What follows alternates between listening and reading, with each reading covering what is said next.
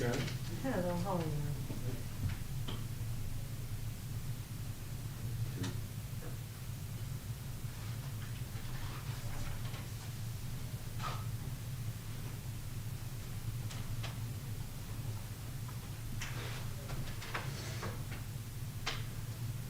What time you got on the computer? 2 o'clock.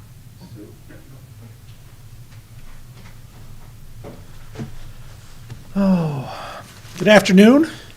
Welcome to our COVID-19 briefing for February 9th.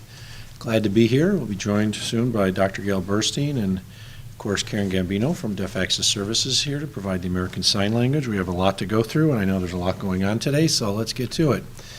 As of February 7th, there were 59,196 unique COVID-19 cases. So that means 59,196 people had confirmed COVID-19 cases since the beginning of the outbreak last March.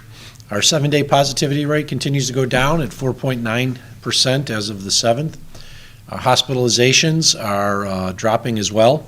365 people were in the hospital in Western New York on the 7th, 74 in the ICU, and 290 patients were in the hospital in Erie County. 60 were in the ICU, 39 had an airway assist. Unfortunately, 4 more people died on February 7th, and we'll talk about that in the totals. Just continue to see deaths with regards to COVID-19. And 40% of those who were in the hospital on February 7th in Erie County were age 64 and under. Looking at diagnostic testing, you continue to see the numbers go down a little bit.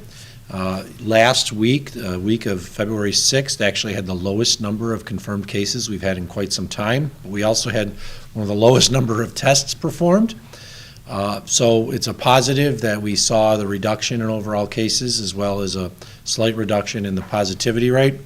You may note I just talked about the positivity rate being 4.9%, and here it's 5.1 because it's 5.1 as of February 6th.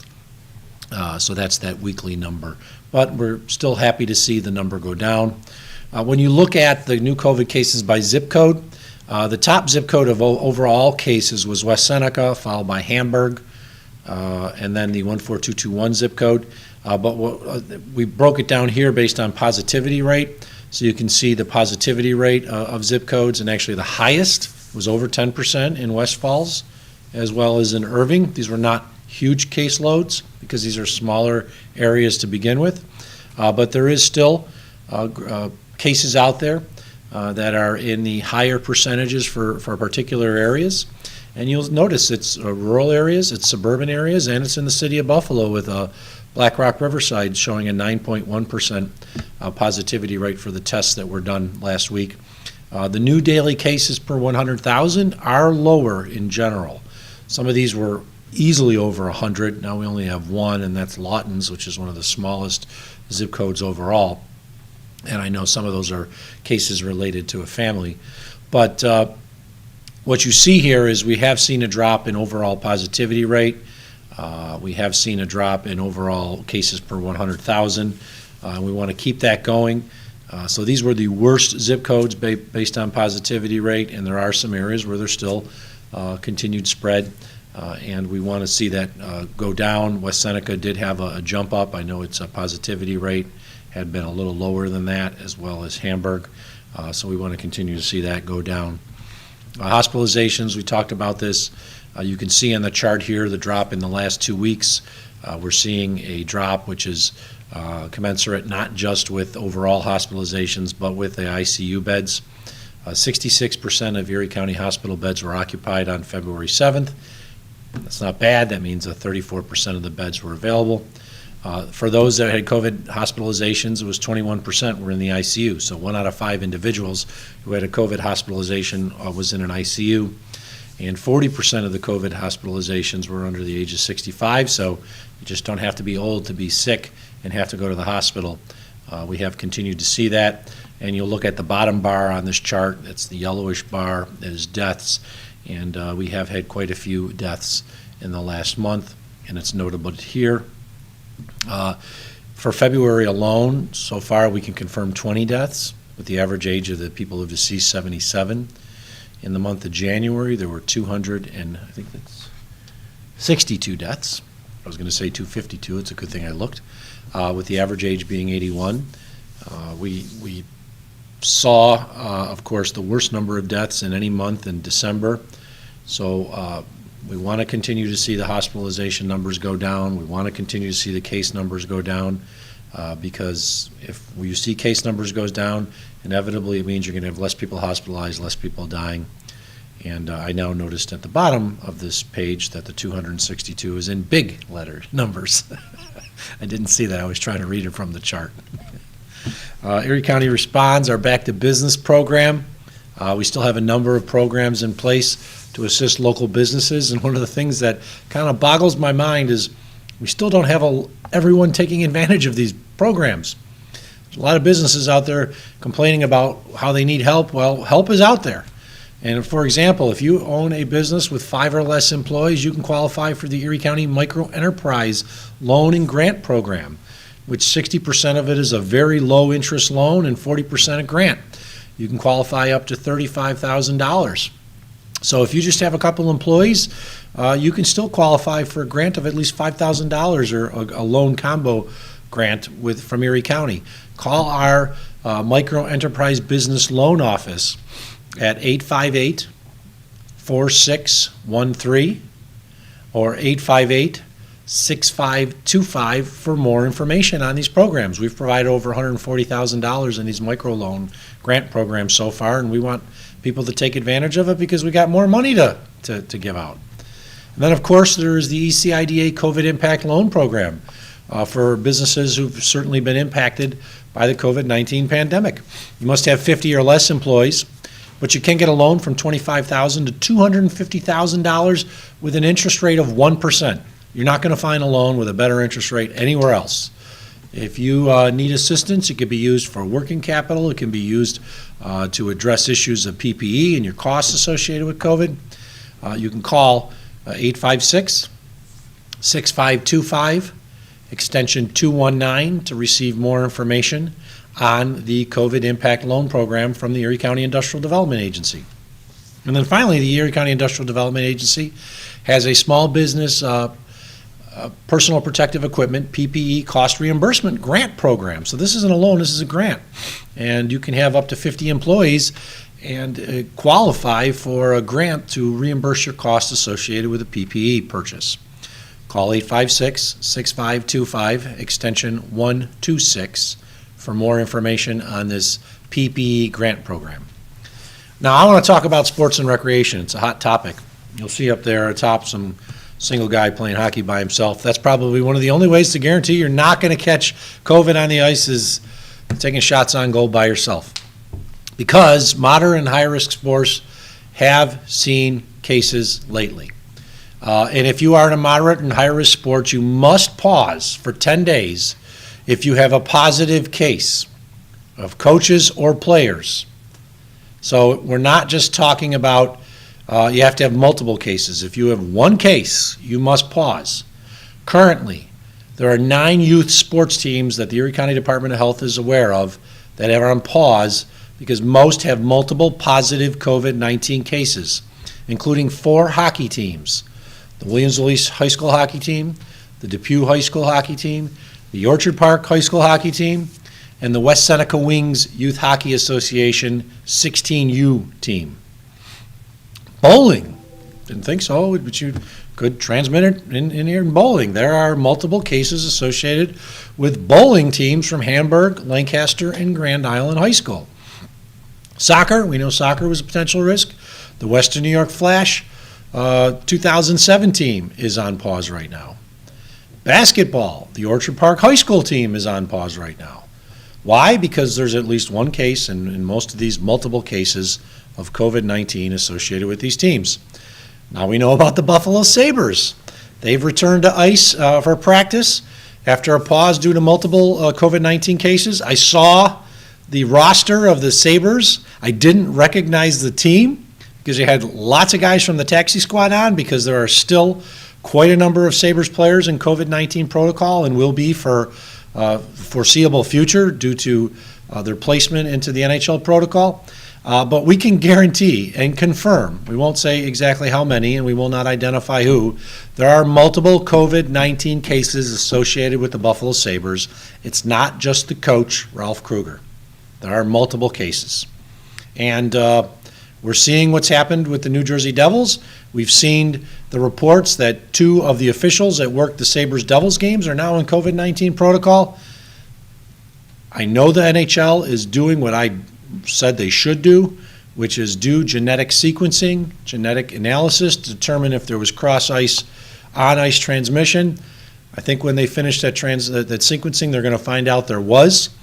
As a hockey player, lifelong hockey player, a hockey coach, I know there are situations where players come in contact with each other, they breathe on each other, heck, they spit on each other during hitting the corners. It was not strange to learn that there could be on-ice transmission. The Buffalo Buttes were in the National Women's Hockey League playoffs, fighting for the Isabel Cup, when the whole playoffs were canceled. Why? Because of COVID-19 cases on one of the teams. There's a lot of folks out there who are saying you can't catch it playing sports. We know that's not the case. And we want everyone to be safe. That's the most important thing, is we want people to be safe. We don't want to see any child, parent, or coach catch COVID-19 because of cross-field transmission, so to speak. And as a USA Hockey Level 4 coach and someone who spent a lot of time coaching, I just want to remind everybody that the coaches and the parents have to set the tone for health. And as a coach, as much as you may feel the pressure to win and to get your team fully on the ice, your number one responsibility is for care of the child. I've included in the slide here the USA Hockey Coach's Code of Conduct, the first bullet point on the Coach's Code of Conduct. And let me read it. Winning is a consideration, but not the only one, nor the most important one. Care more about the child than winning the game. Remember, players are involved in hockey for fun and enjoyment. We know that transmission can come from various on and off field activities, including other than team practices and games, such as eating together, meetings in an enclosed space, locker rooms are a big worry for us, and truthfully driving together in vehicles if the people don't live together.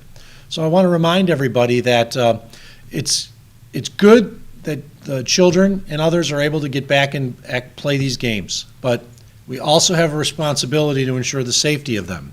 And if anything that we've seen as a result of the Sabres outbreak and the pause that resulted, and truthfully what has happening with other teams in the NHL, I saw the NHL canceled another game tonight. I think it's the Flyers and Capitals. COVID-19 can be transmitted playing sports. Someone who's healthy may have just a mild case or no symptoms, but they can pass it on to someone else who could get very sick from it or die. And the last thing we want to see is any parent or grandparent of someone who's participated in sports who caught COVID-19, pass it on to them, and then that family member die. Most important thing when we're talking about youth sports is not winning. It's protection of the child and making certain they have fun. We want them on ice, we want them on the field, but we want them to do it in a safe manner. And I ask each and every one of the parents and coaches to remember that out there. I've had lots of rumors. People call me who used to be in hockey saying, I'm hearing about a child who's on a team who was told he has to play even though he was sick, didn't know if he had COVID or not. These are the kind of things I don't want to get calls on, I don't want to hear about, because that means that people are forgetting that the most important thing is not winning. It's care of the child and making certain it's a safe environment for them to have fun. And with that, I'll turn it over to Dr. Burstein to talk about vaccine delivery. As I put my masks back on, and I have two masks. I have a procedural mask, and then I have my cloth mask over it, which is a lot better looking than the procedural mask. Why? Because the CDC is recommending it now.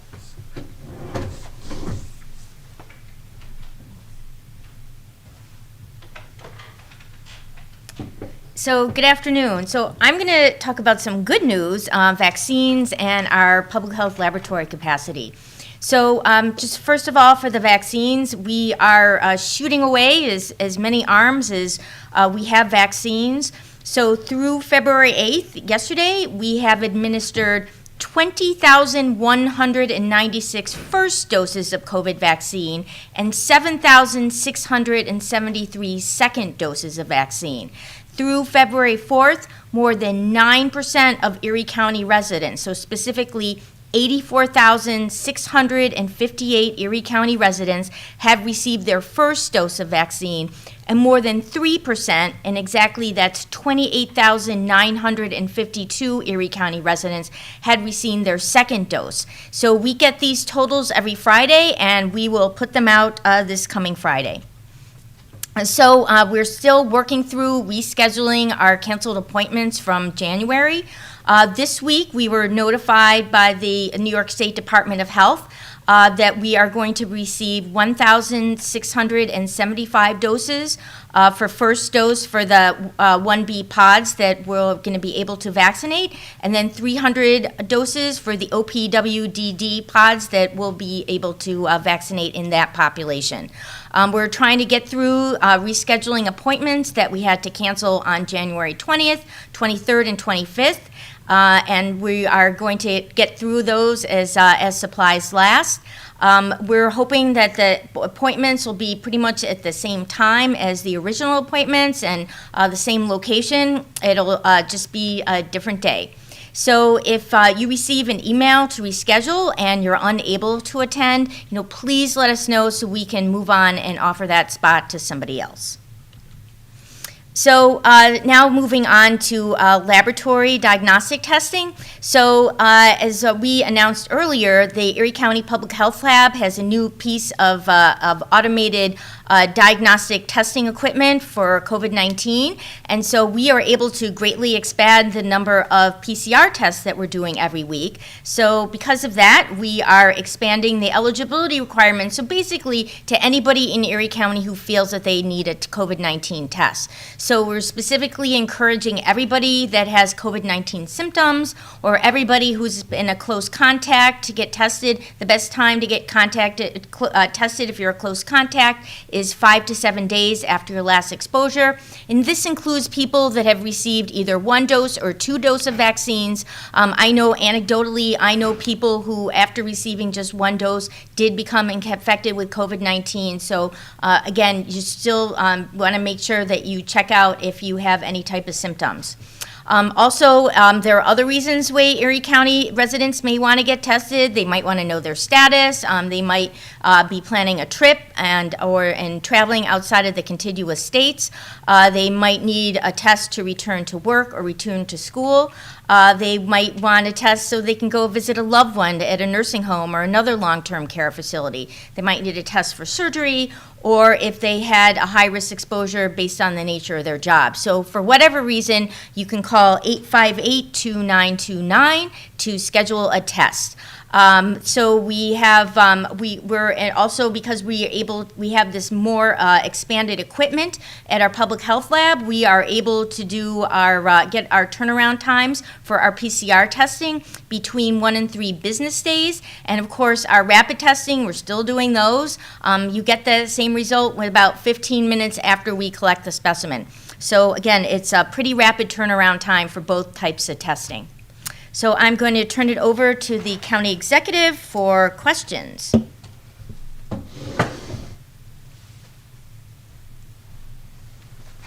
Okay. I think at the last week we started on the top, so my list, so we'll start at the base of my list right now, which is the Buffalo News, and we have Maki Becker. Maki, do you have a question? Hi, can you hear me? Yes, I can. Go ahead. Hi, can you hear me? Hi, yes.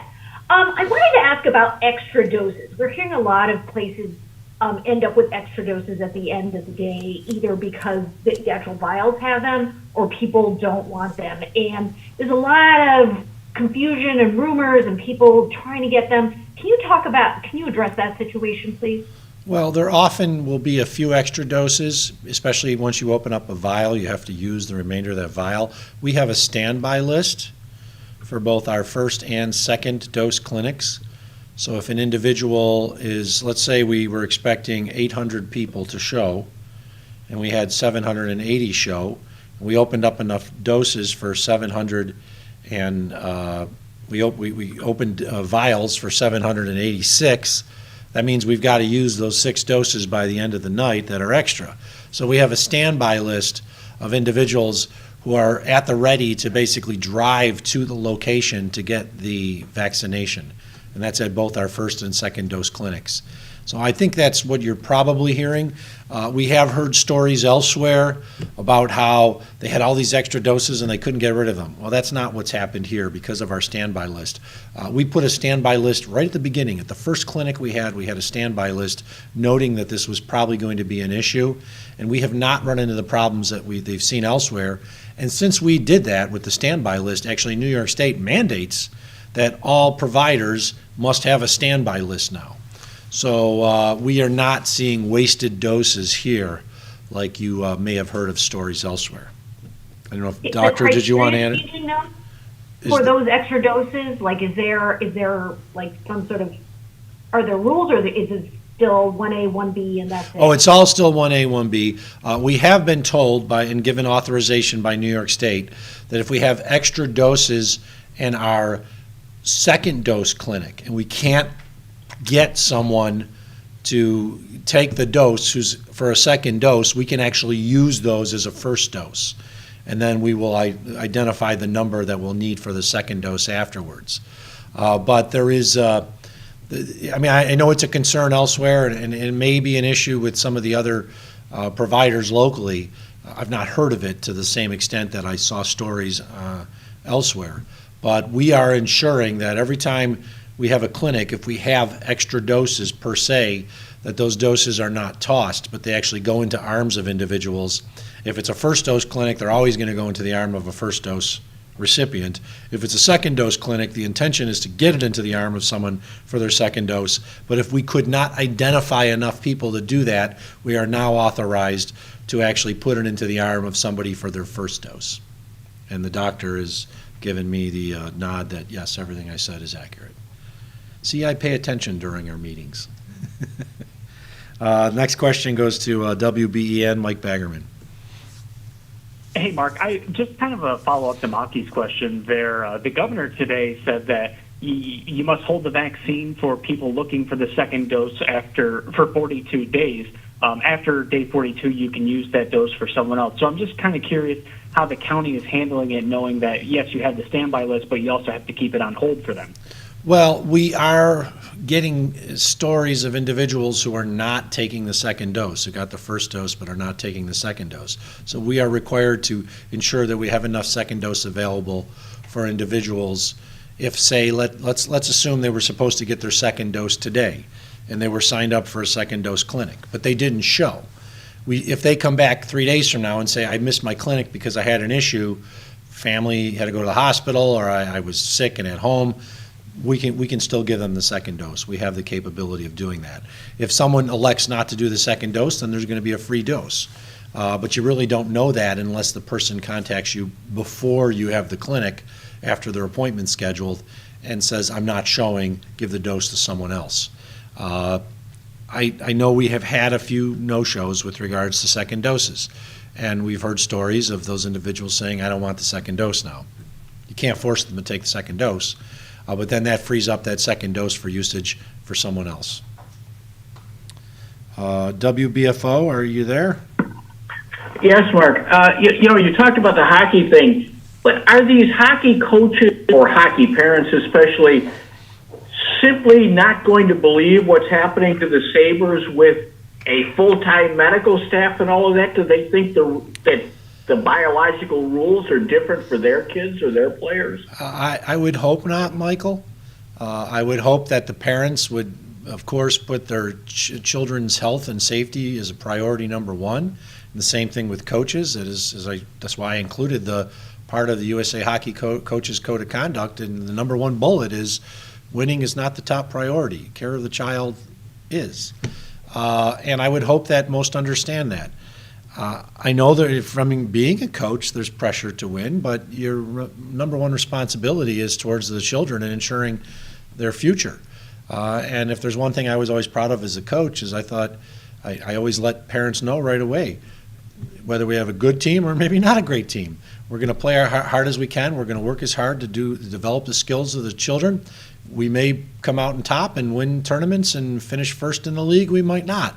But at the end, I want the children to remember that they had a good time enjoying playing a sport, and they weren't pressured to the point where they felt like they were no longer enjoying it. And if there's a child who's being pressured to play because they're sick, whether they're COVID-19 positive or not, if they've got some other illness, that's not good, because the child's not really going to enjoy themselves. And truthfully, they're not helping the team out. I would hope that parents and coaches understand that COVID-19 is still out in our community. We have 9 youth sports teams that are on pause. We technically have a 10th sports team that's on pause in Erie County, and that's the Buffalo Sabres. They're not playing their first game for a few more days. And if you looked at their roster, I feel sorry for this team, because it's mostly Rochester Americans, it seems like, or at least half the team is what would be considered a Rochester American team. So I want people to understand that you got to take this seriously. The Sabres organization is taking this very seriously. I know they are very furious about what happened. I've talked and had multiple conversations, text conversations and others, with those associated with the Sabres, and they are not at all pleased at what happened, including some of the players who sound like they were questioning whether they should have played that second game against the New Jersey Devils even before the game was played, because they knew that there were issues. So if the professionals understand it and they have a full medical squad protecting them, I would hope that the amateurs as well, especially those in youth hockey, understand, as just like youth soccer, youth basketball, that COVID-19 transmission is still out there, and we'd hate to see our young catch it or pass it on to others because of pressure to play a game or a practice. Spectrum News, we have Aaron Ty and Andy Young. Hey, Mark, it's Andy. Wondering what you might attribute to the decline in the number of tests that people are taking last week, and then is that maybe a good sign, or is that concerning? A good sign in that maybe fewer people are coming down with symptoms, or is that a concerning sign that people aren't needing to go out and get tested or wanting to? I think it's a little bit of both, Andy, but I'm going to turn it over to Dr. Burstein to answer this question.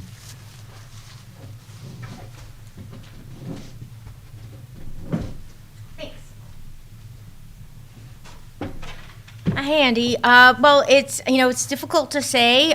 We know that hopefully there are more people getting vaccinated and more people adhering to COVID-19 precautions, and so hopefully less of a testing demand for that reason. We also know that a lot of people are focusing on getting a vaccine and may not be thinking as much as testing as they had been in the past. The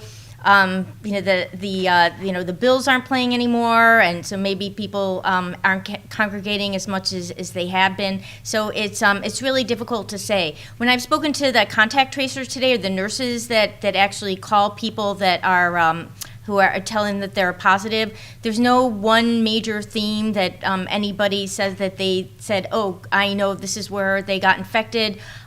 People admitting that they're still getting together in small groups to gather. People are still admitting that sometimes that they're going out when they're sick, or they're getting together with somebody else who knows that they're sick. So it's really difficult to say. And then also, we'll see if this trend persists. We are very concerned that we might start to see more of these variant strains in our community. So far, working with UB, they have not identified any of the known variant strains from the UK or LA or Brazil that are increased transmission and also can cause more severe illness.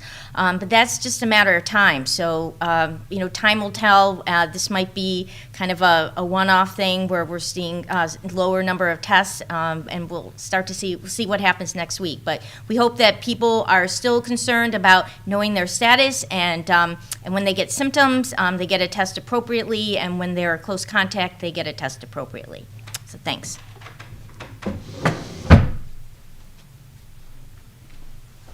Thank you. Dave McKinley from WGRZ.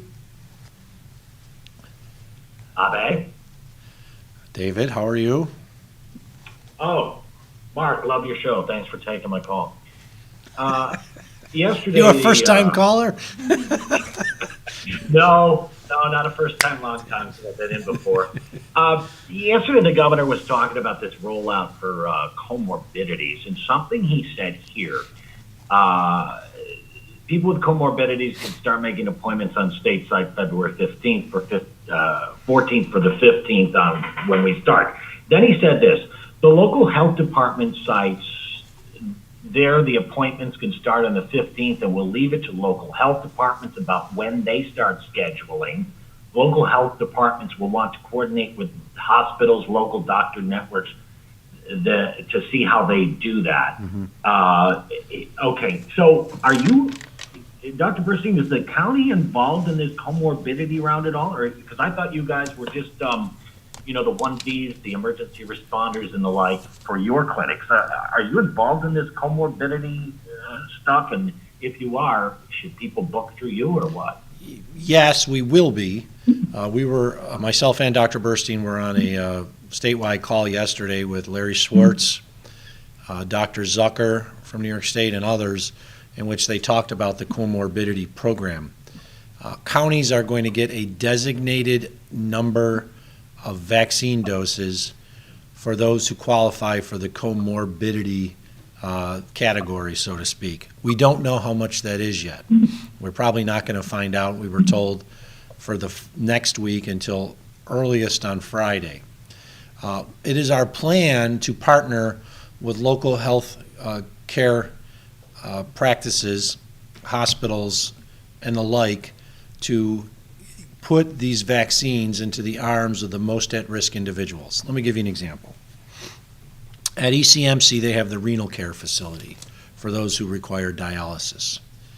And yesterday I spoke to Tom Croce, the head of ECMC, to discuss what it would take for us if we got a certain number of doses to provide those doses to ECMC to inject those into the arms of the most at-risk population associated with the renal care that they do there.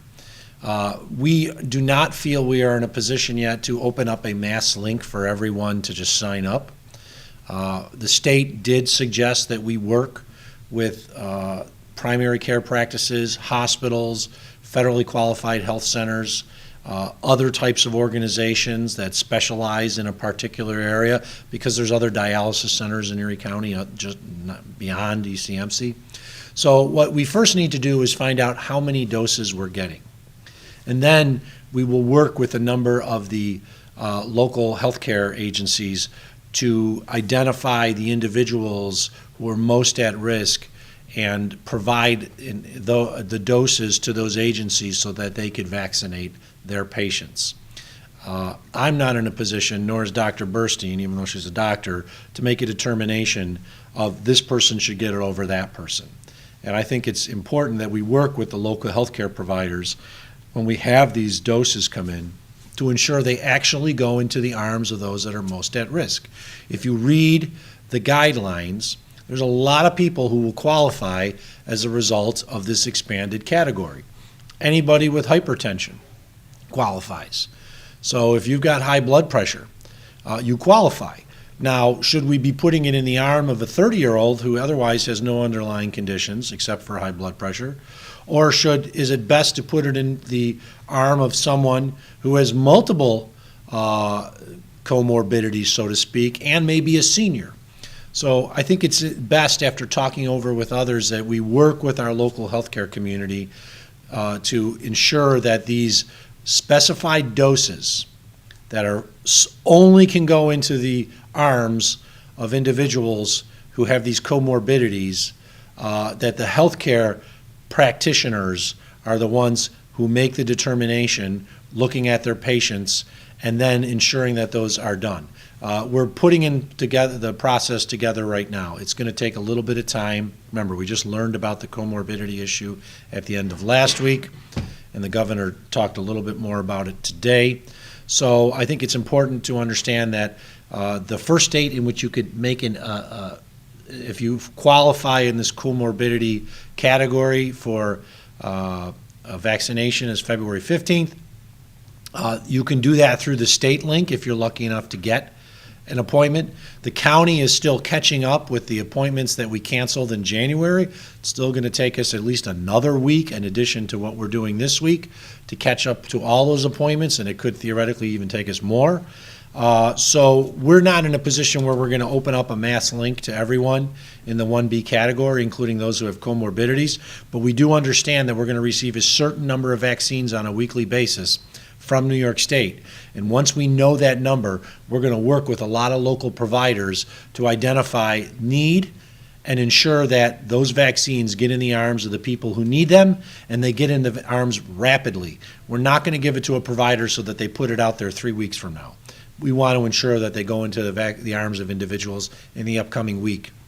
And we're basically going to be putting in place that process over the next few days, and then working with these healthcare providers to ensure that the individuals who are most at risk are getting the vaccine. It's a complicated process. It is not something that you can just announce overnight and it's done. It is a very complicated process. And then, of course, we're still going to have vaccines that we'll be receiving for the general 1B category. And yes, you are correct. We are still in a situation where New York State says we have to do essential governmental workers. We're not supposed to do 65 plus. However, if you're 65 plus and you fall in the comorbidity category, then you theoretically could receive one of these vaccines. It's very complicated. It's going to take a few days for us to ensure that we have a proper procedure in place, but I feel comfortable, based on the conversations that we've had already, that we will have a process that ensures that these vaccines get in the arms of individuals as quickly as possible for those who qualify based on the categories that New York State allows us to vaccine and tells us we should vaccine, which also includes the people with disabilities, the OPWDD category, in which we're getting 300 vaccine doses this week alone to be used only for individuals with developmental disabilities in a congregate setting. There's a lot of things that are going into this, but it's fair to say we've got a great team that's working on it, and that's one of the reasons why our vaccination rates are as high as they are for Erie County. Channel 4, George Rickert. George, are you there? If you are, please unmute. Okay, we'll come back to George. Channel 7, Ashley Rowe. Hi, Mark. Yeah, I just want to follow up on that comorbidities point there. So what are you advising healthcare agencies and as well people with comorbidities who have been told to get a doctor's note in order to prove their comorbidity? I would imagine that healthcare agencies are being inundated with phone calls and requests for these. So given how complicated this whole thing is and that things are still being worked out, what's your message to both the healthcare agencies and what they should be directing their patients to do and to not do, as well as what's your message to those people who are wondering what their next steps should be? Well, I think the best message that we can put out there is, as of last Friday, we knew that 85,000 plus Erie County residents had received the first dose, about 9%, and that 3%, around 25,000, had received both doses. And we believe that when you include the comorbidity population along with all the other populations that have previously been approved, from healthcare workers to teachers to fire to police to grocery store workers to taxi cab drivers and the like, there may be upwards of 500,000 people that qualify in Erie County as of February 15th for a vaccine dose. And it's going to take time. They were saying that it would probably take us till at least May, possibly June, to get through the 1B category. Now that they've added tens of thousands and maybe hundreds of thousands of more, we don't really know exactly how many people have comorbidities that qualify.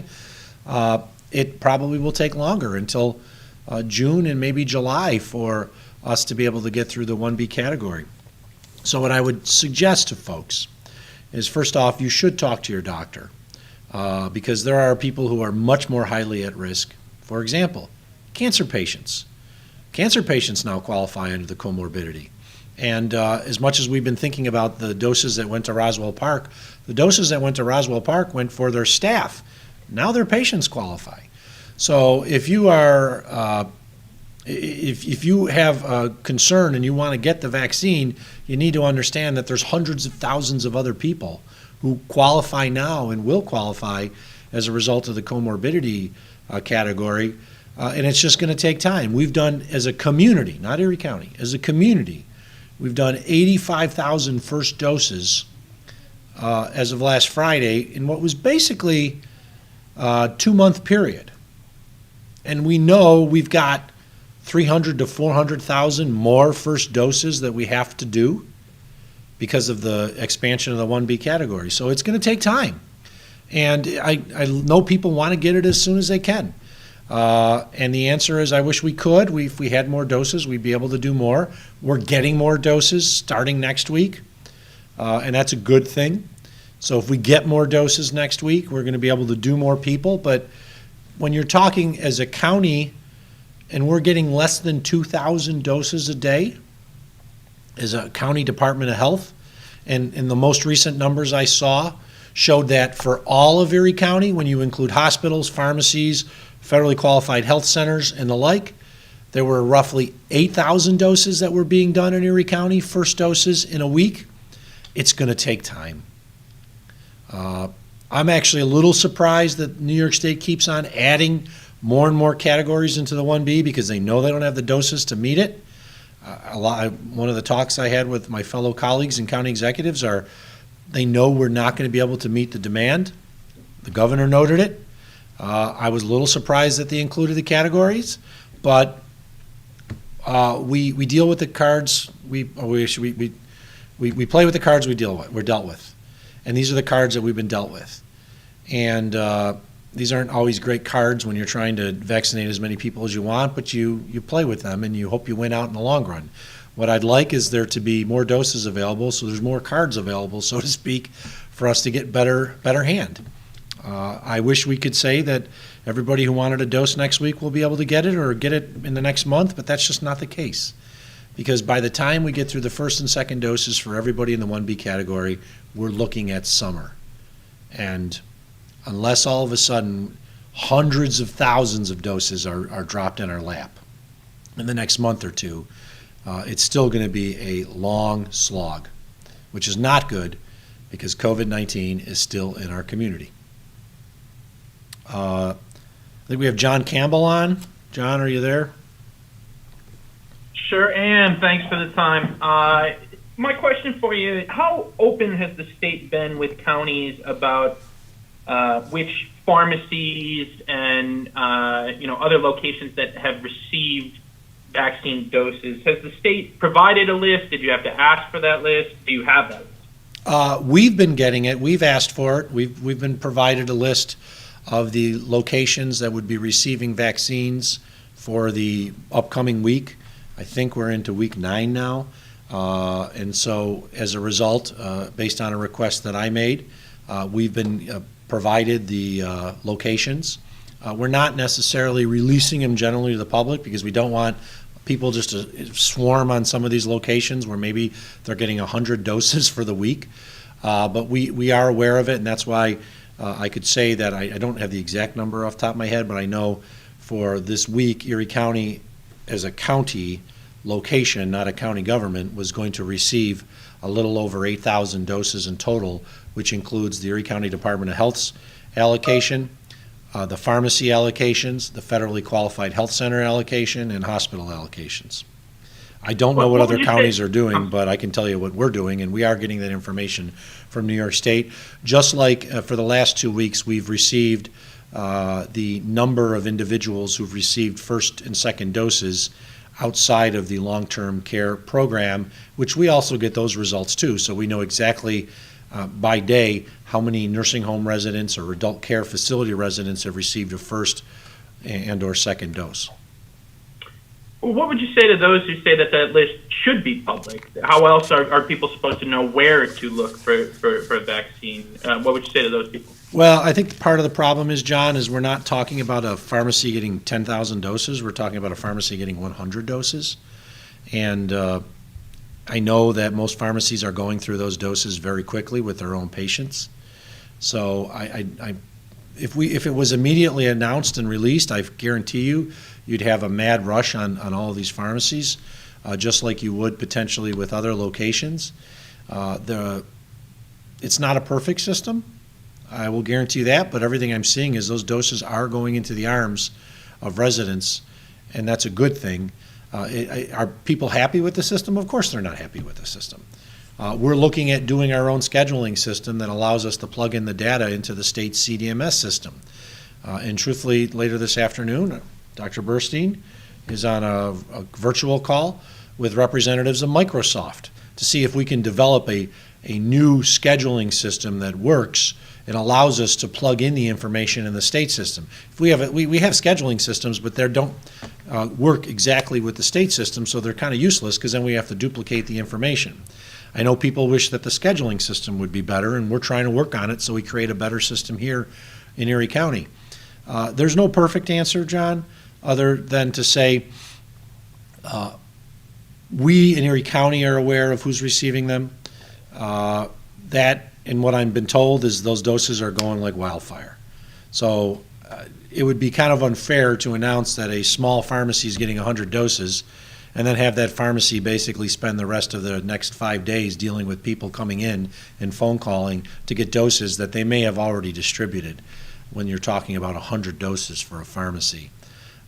We also have to be smart about it, and truthfully, it's not an easy process. That's why I said it's going to take months just because of the lack of vaccine doses. If we had more doses, if there were tens of thousands that were being provided on a weekly basis instead of 8,500 or so for Erie County, we'd be able to get more people vaccinated and it would go better. But once again, we've got to play the cards that we're dealt, and right now these are the cards that are in front of us. Thank you. You're welcome. George Rickert, do you have any questions? Are you still there? Guess not. If not, we'll go one more round for everyone. Buffalo News, Maki Becker. Any more questions, Maki? Hi. Yeah, regarding the comorbidities as well. You mentioned like the renal care center at ECMC. Do you envision them getting the doses and they take care of their patients, or are they going to have to get, a prescription and then come to because it seems like there are too many steps if they have to do that. Are you talking about actually going to the medical care facilities where they're already being treated, and that's where you can get your vaccine? We're looking at it all, Maki. We don't have a definitive answer on this because we just started having the conversations in the last 24 hours. Some locations may be capable of performing the actual vaccinations. ECMC certainly can. Others might not. They might not have the capability of storing vaccine because these vaccines require ultra cold until you thaw them out. Right. We have the capability to do both the Pfizer and Moderna vaccine. So, but a smaller renal care or a smaller facility might not. So those are all discussions that we're going to have in the upcoming days. I can't give a definitive answer. Some might actually get vaccinated at the location where they get their care. Others might be told you're going to get a appointment at an Erie County point of distribution clinic, which is a closed pod to the general public. It's only for those with comorbidities who've been identified by a practitioner to go. So everything's up in the air. It's not been decided yet. Gotcha. Thank you. You're welcome. Mike Baggerman, any more questions?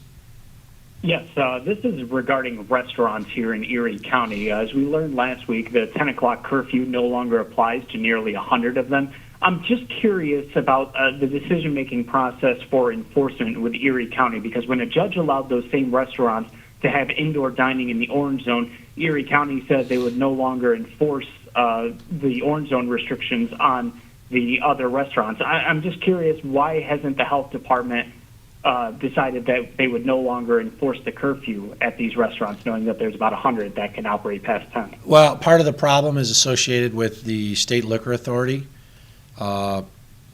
has not made a determination yet as to whether they're going to enforce them.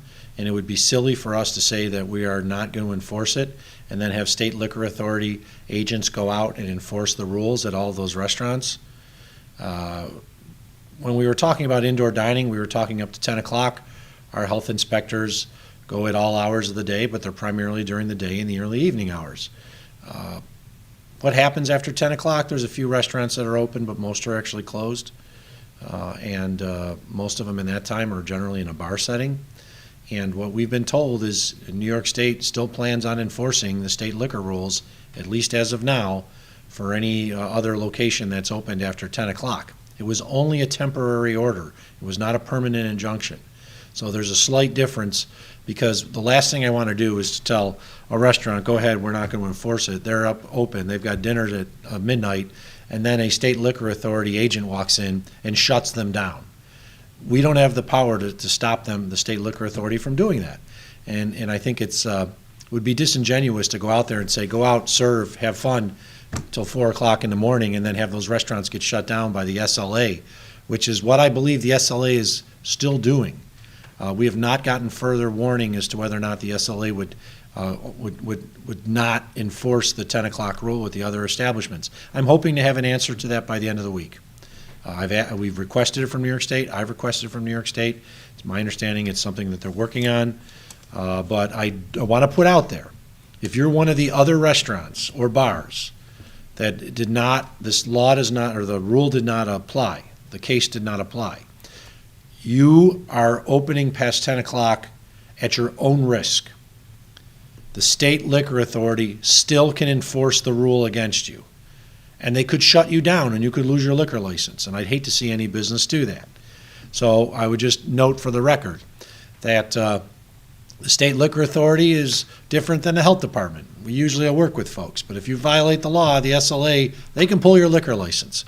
You don't want your liquor license pulled.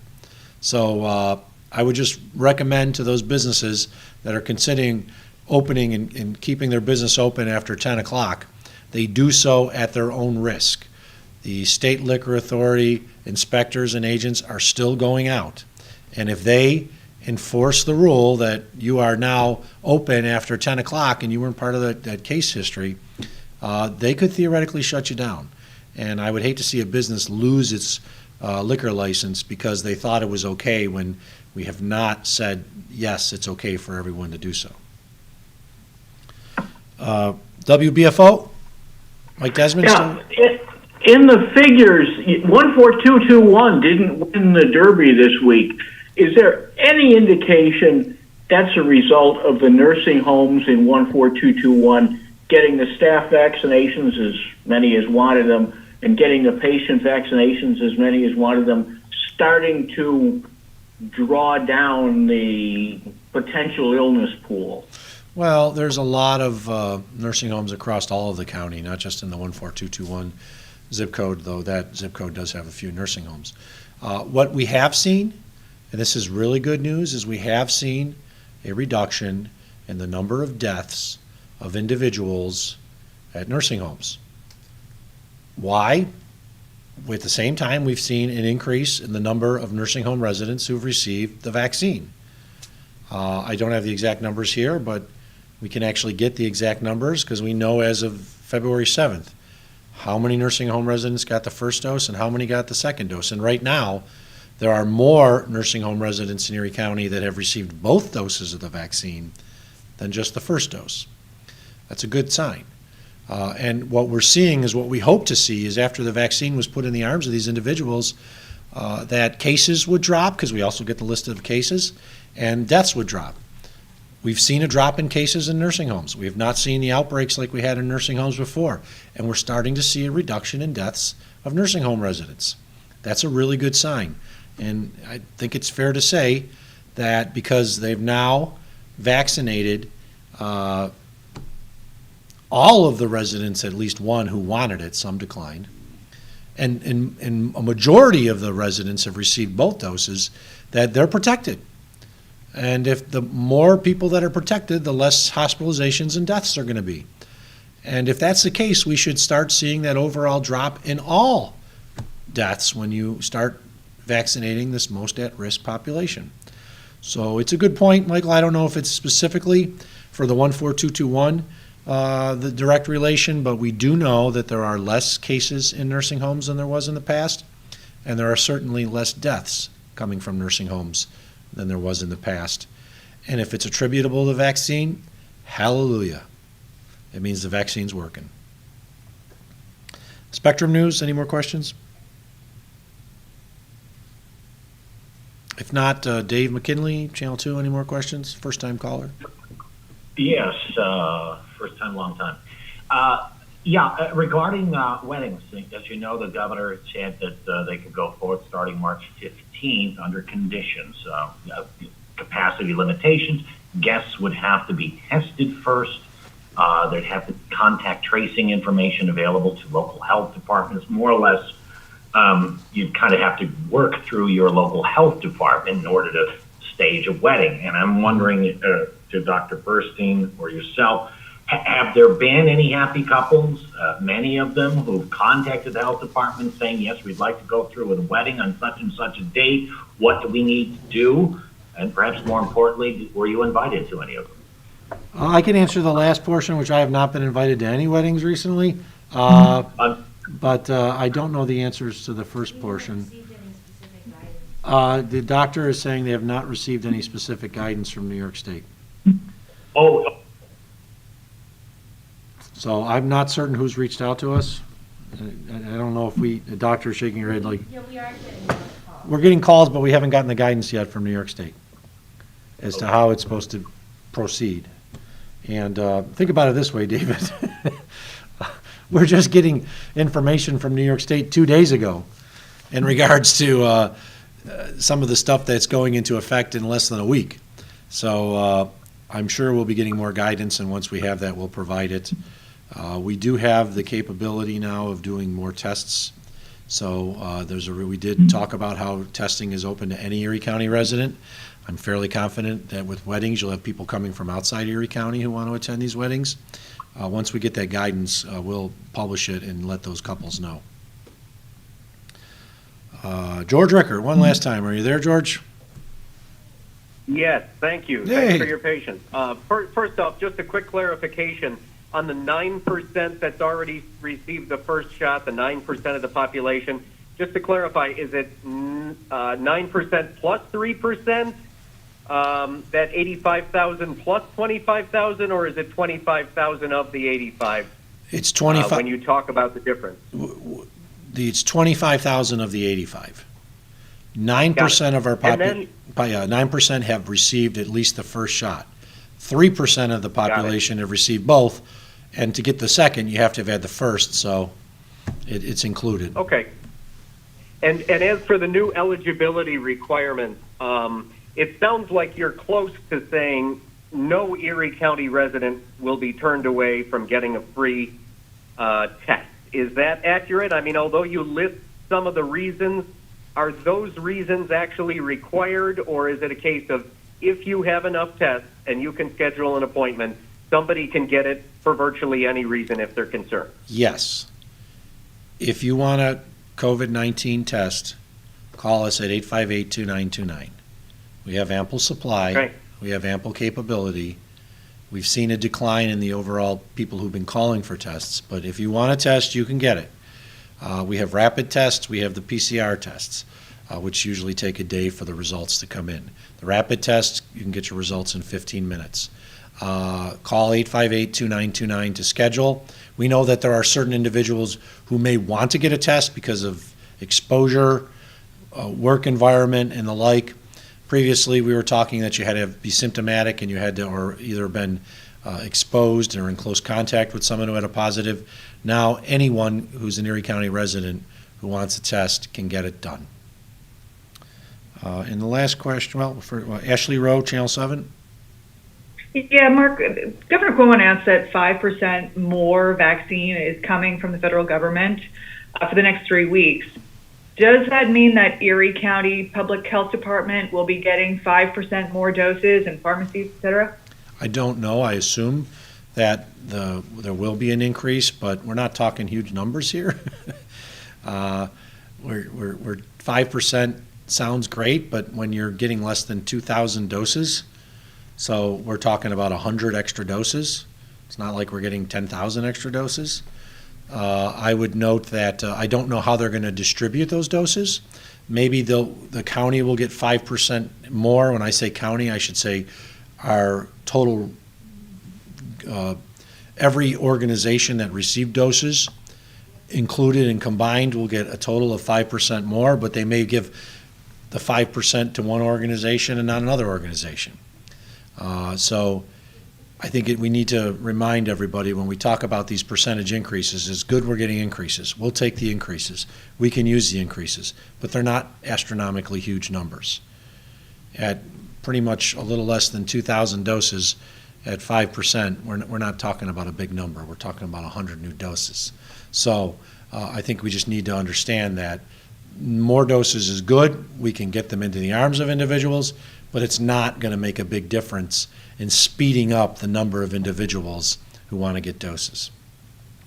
Last question, if he's still on the line, John Campbell. Any more questions, John? If not, I want to thank everybody for participating in our February 9th COVID-19 briefing. I want to thank Karen Gabino from Deaf Access Services for her great work in providing the language for our people who are hearing impaired or hard of hearing. And I just want to thank each and every one of you for the good work that you've done to continue to see our cases go down. Wear a mask when you are in public, if you're not otherwise at home or sitting alone at your desk, doing something that otherwise you're just by yourself. If you're taking a walk by yourself, there's no one else around, maybe you don't need to wear a mask. When you see other people coming around, put a mask on just to be safe. And let's continue to work very hard so that we can keep these COVID-19 numbers going down. Going down is the direction we want to see. Because if they're going down, that means we're going to have less people hospitalized and less people dying. And it looks like we've gotten through the holiday spurt, which was not pretty. It was big, it was ugly, and there were a lot of deaths. We got through the holiday increase, and let's just ensure that as we go through the remainder of these winter months and we enter spring, that those numbers continue to go down, because when they go down, that means we're saving lives. Take care and be safe all. Thank you, Doctor. Thanks for using WebEx.